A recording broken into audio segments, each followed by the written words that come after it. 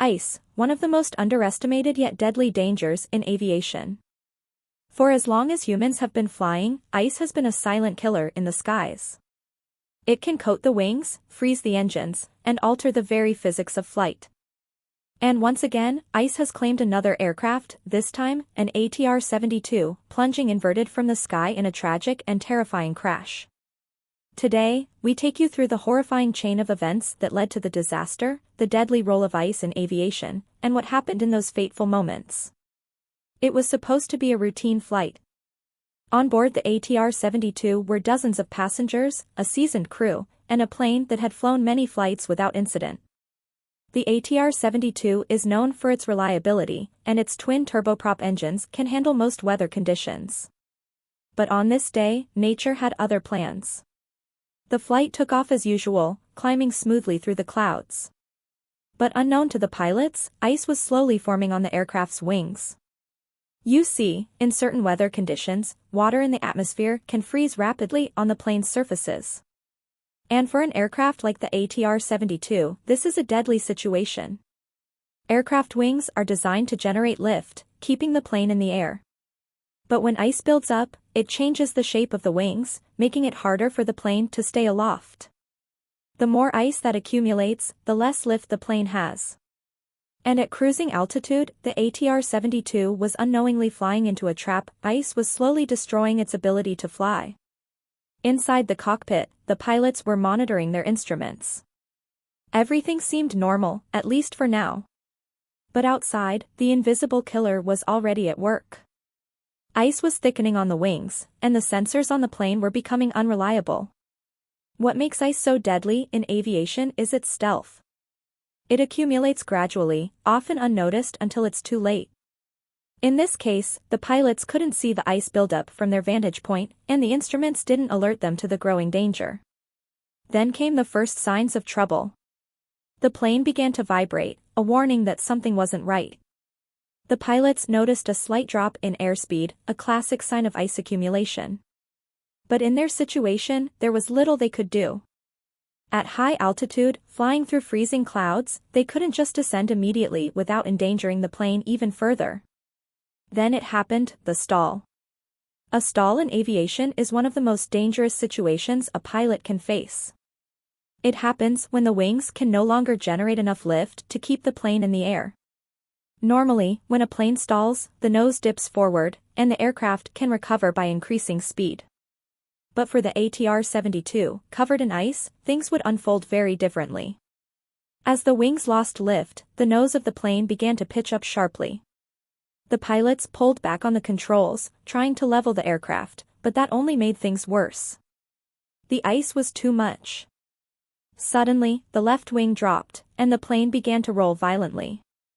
What happened next was every pilot's nightmare. The aircraft flipped upside down. The ATR-72 was now flying inverted, completely out of control. Passengers screamed as the plane tumbled through the sky, and the crew fought desperately to regain control.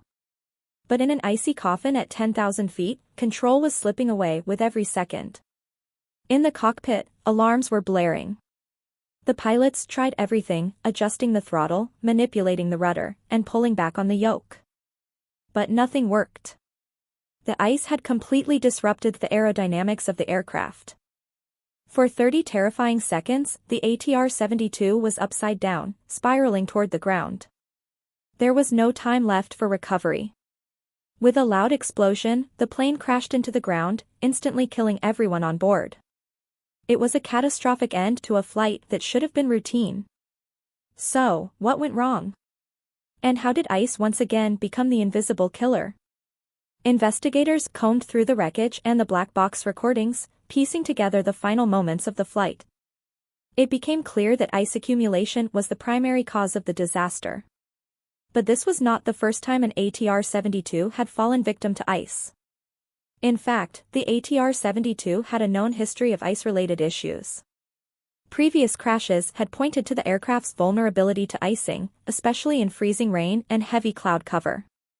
Despite improvements over the years, this model was still highly susceptible to ice buildup on the wings and tail surfaces. The crash also highlighted a flaw in the aircraft's de-icing system.